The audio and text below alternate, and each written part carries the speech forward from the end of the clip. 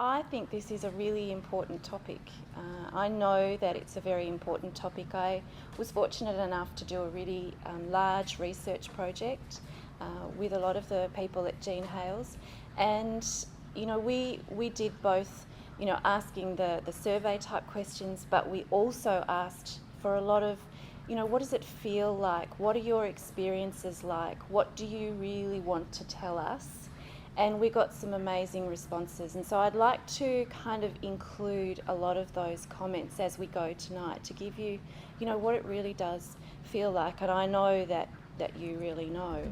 And I know that a lot of the research says that in women with PCOS, anxiety and depression is actually higher than in women in the general population.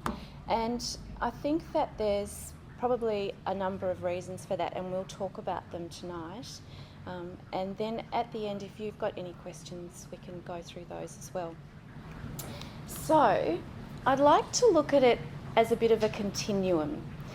I think that it's really helpful to think sometimes we have milder type emotions, sometimes they're a little stronger, and sometimes we kind of go up the other end and it gets to the more severe. And that's when we're talking about the clinical anxiety and depression. So if you were looking at those milder type emotions, I'm really talking about the sense of frustration, that sense of the thoughts that you have that cause you to feel a bit troubled or uneasy. And then the next level up is sort of the anxiety, but we all have it. It is human to have a certain level of anxiety. And I'm reminded of this story. Actually, my daughter came home from school and told it to me, and I thought it was actually quite an important story for her to understand. And she said, Mum, I've just heard about this little boy who was walking on the African plains, and he had no anxiety at all. He wasn't frightened of anything. Nothing scared him. And he saw a lion. And he thought, oh, there's a lion. I'm not scared. And she said, do you know what happened to him?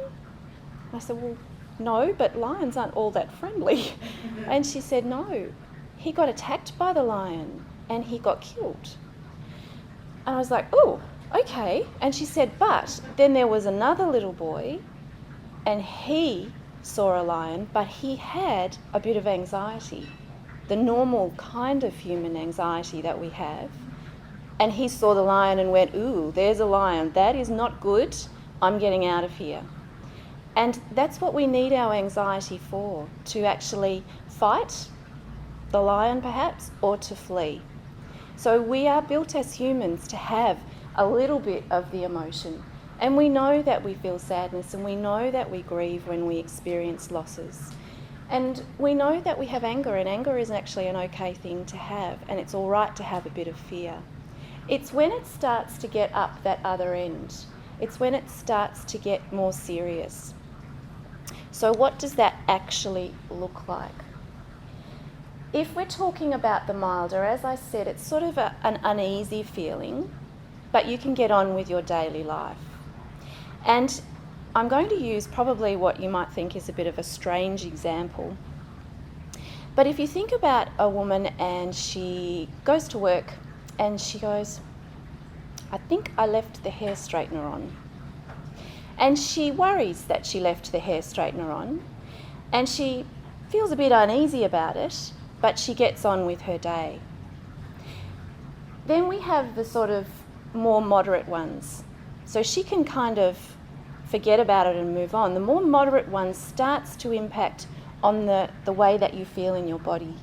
So the anxiety in the moderate, it feels unpleasant, and it starts to affect you both the way that you think and how you feel. You might feel a bit sick in the stomach.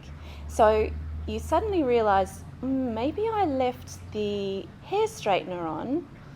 That makes me feel really uncomfortable. And you keep coming back to it during the day, and you get home and you see, I didn't leave it on. And the anxiety goes away and you get on with your night. Then we move up to the higher end, the clinical anxiety and depression. And that's when you start to have those more constant, very distressing thoughts and feelings, and they do interfere with your daily life, and they do start to really take over. So you find it difficult to forget about them, or you find it difficult to operate in your world, or it makes you do things like staying in bed, or it changes your eating habits. So if we come back to the hair straightening example, what actually happens is that you can't let it go. You obsess about it, and you obsess about it to the point where you actually have to go home and check. And then when you've checked, you perhaps leave, and then you still think about it and you've got to check it again. So it really does start to interfere with your life and your bodily symptoms, and you don't feel comfortable and you can't escape them as easily. So what about with PCOS? How does that feel if we look at it in terms of PCOS?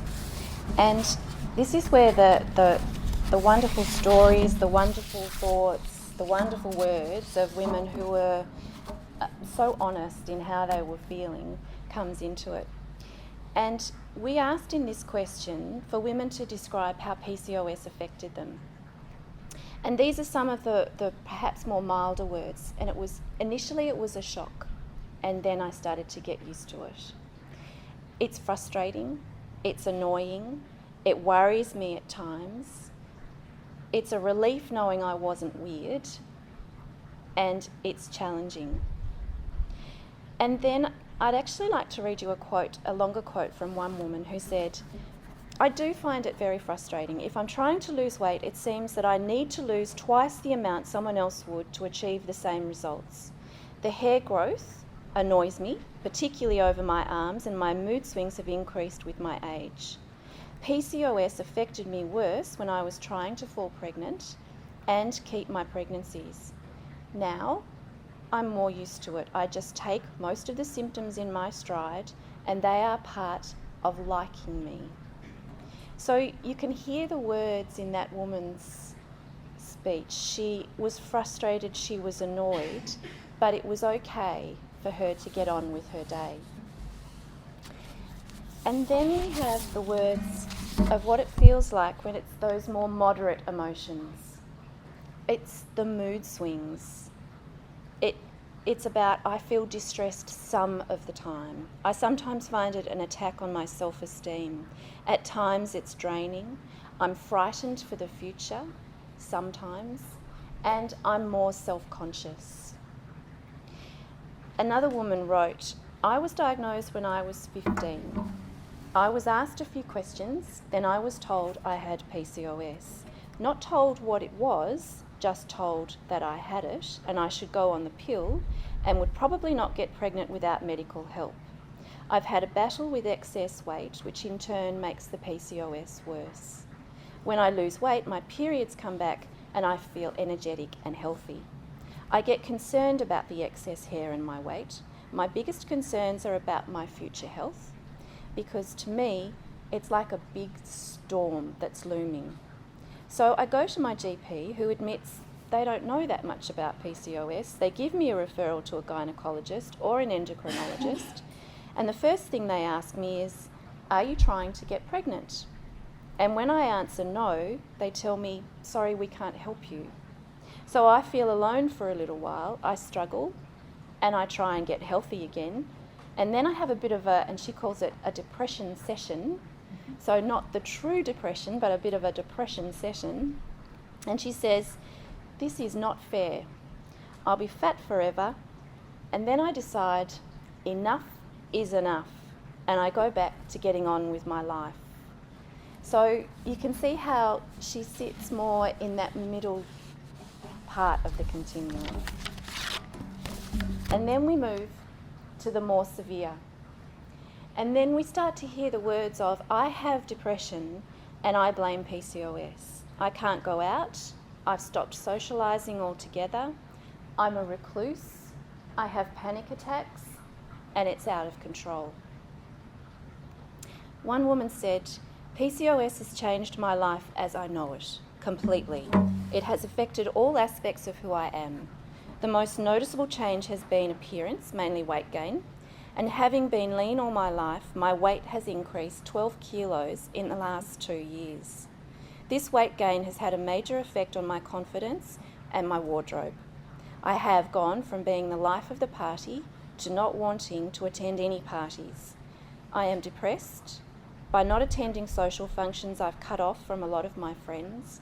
I don't feel comfortable telling all my friends about my PCOS, as I do not want any pity, and often it just makes the talking more difficult. I'm constantly fielding inquiries from friends about my ovaries and their performance as I've been trying to conceive. And although I know they mean well, their constant questions can be completely exhausting. I'm over it. I feel I can never relax, and my husband says I'm more anxious than I ever was. And you can start to hear those more, I guess, life-altering kinds of behaviours, that it's influencing her in a more serious and distressing way. So she's avoiding going out.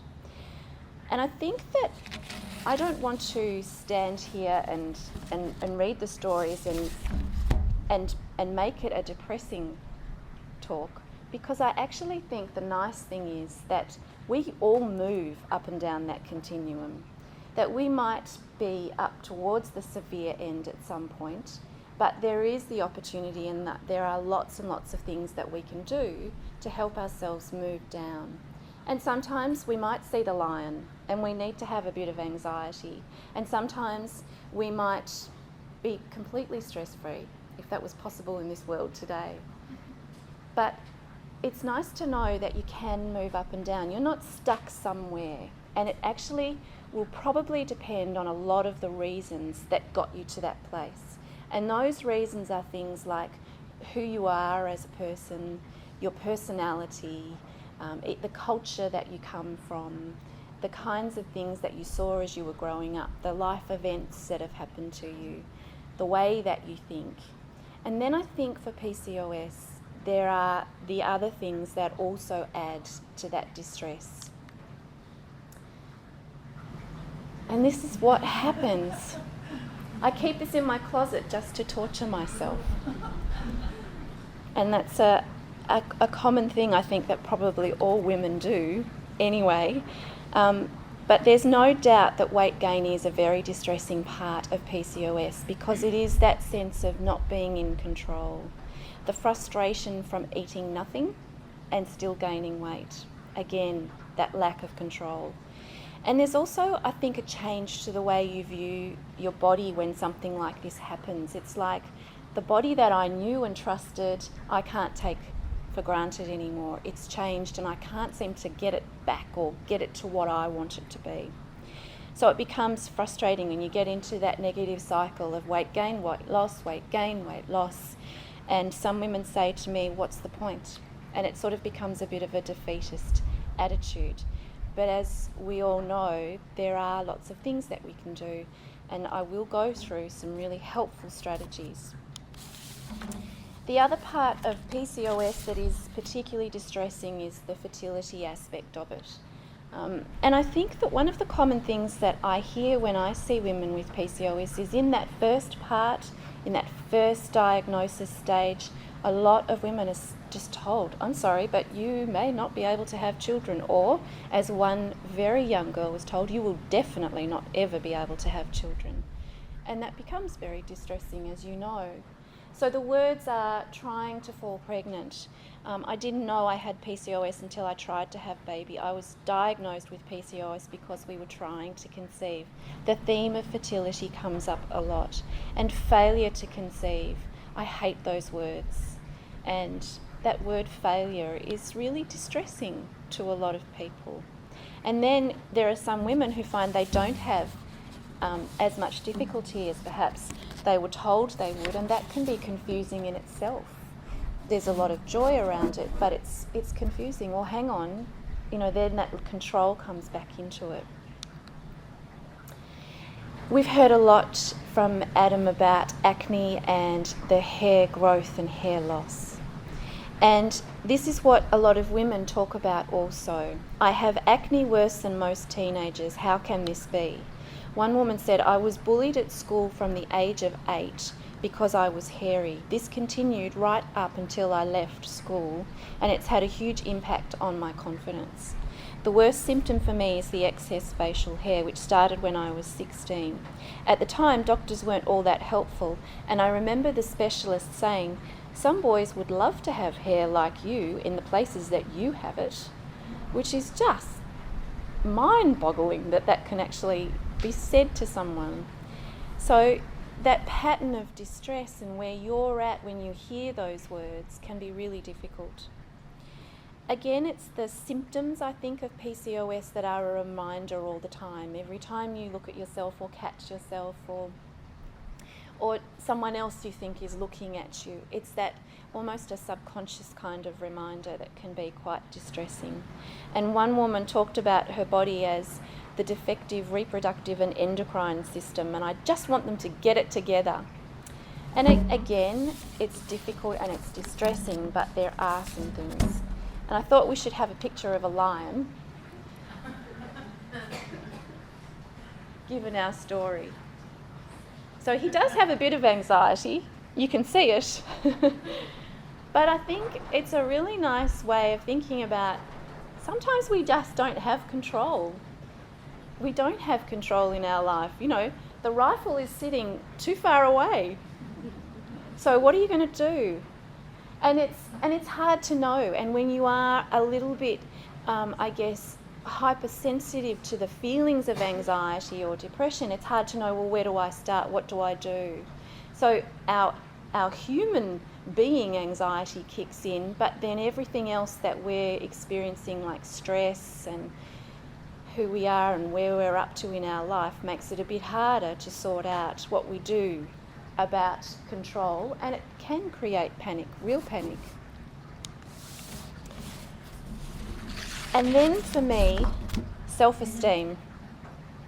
Self-esteem is probably one of the biggest things that influences our emotional well-being. It's how we value ourselves, how we think about ourselves. You know, do we focus on the things that we achieve? Do we focus on the things that we perhaps are not so good at? And if you focus on the things you're not so good at, you tend to feel more negative, feel more anxious. And I liked this cartoon because we do this. When I fail, it's my fault. And if I succeed, it's just fate. We tend to apologise for ourselves. So it's an important one, and it creeps in, and you heard it in the language of a lot of those women. The next one is, isn't it interesting how everyone is actually thinking the same thing that we're thinking, but we don't think that. We think it's just us. Everyone else is so much more interesting than I am. But really, they're all thinking that. We're all thinking that at some time in our life. And we have to catch ourselves when we do that. So what can you do? And it's hard to know, which path do you take? There are a lot of different paths, and we might be at different times in our life when we need to choose one of those paths. What is it that you can take control of?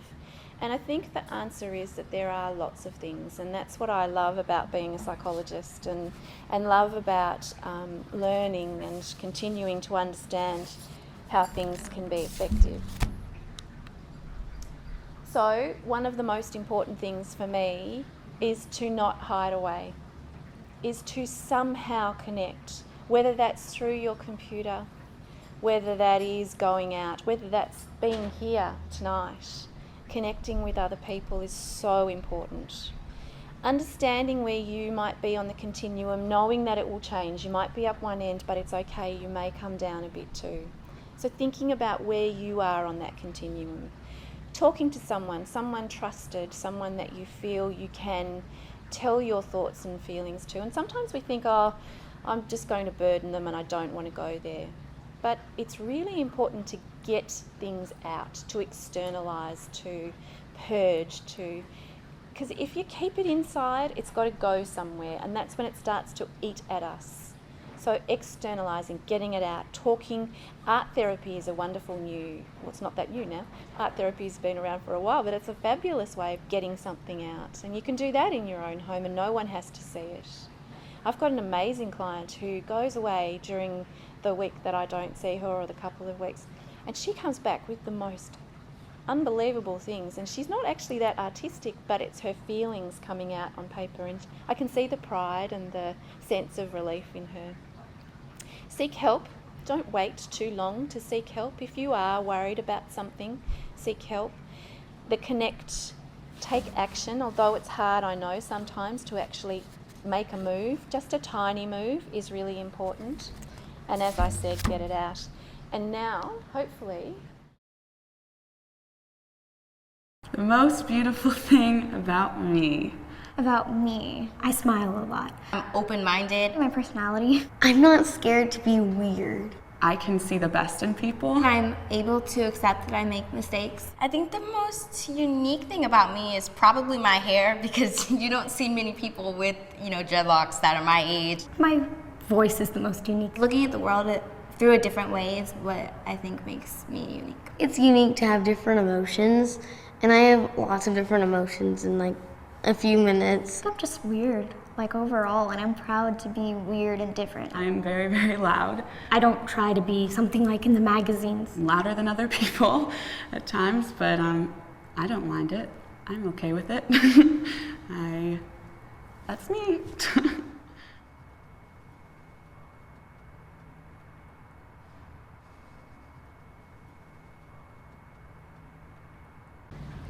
I think that's just, it's very short, and I know the Dove campaign has some fabulous videos, and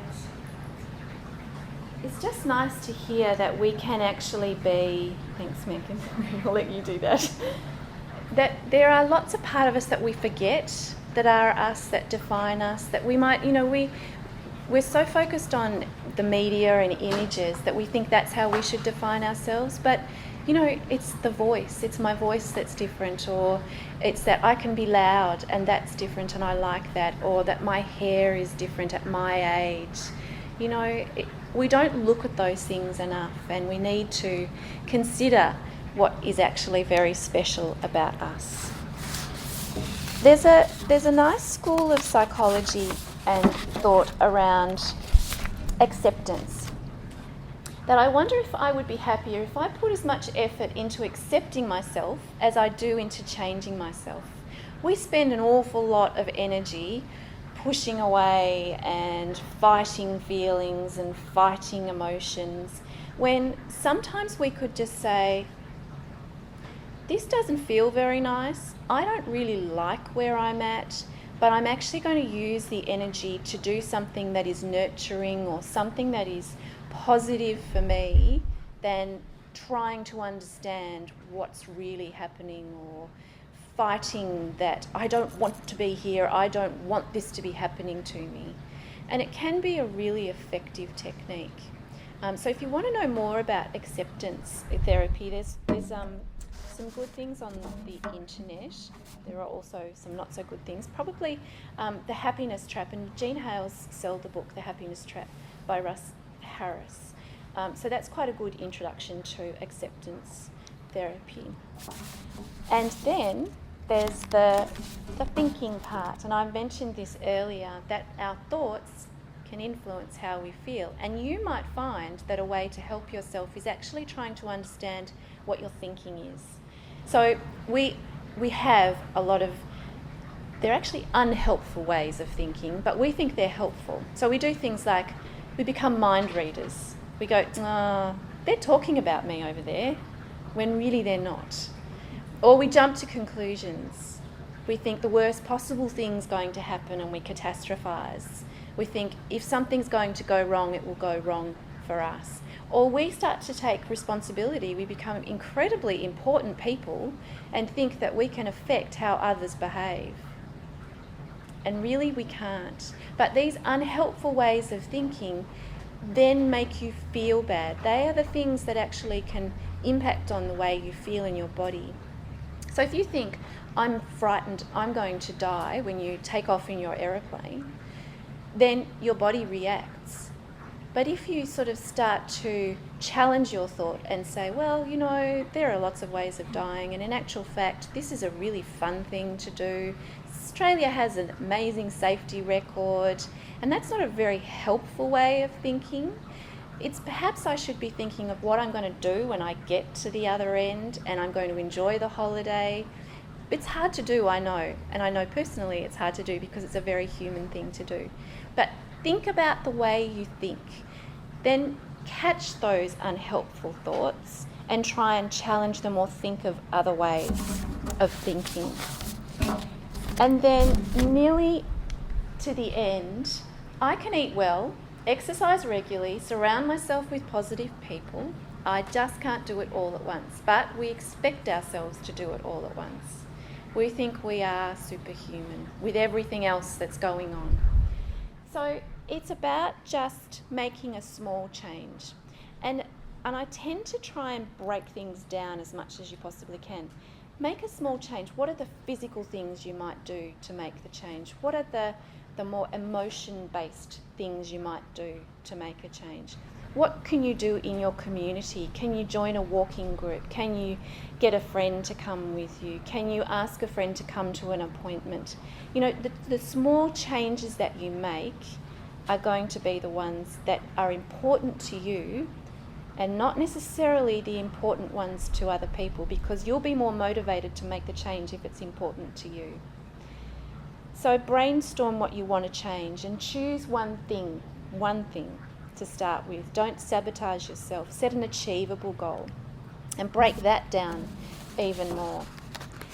And just to finish, I just think in the art of positive thinking, and it is hard to do sometimes, amongst all the women who responded, and they all did have fertility issues and weight issues and acne, so I picked quotes out of women who'd also said how distressing this had been for them.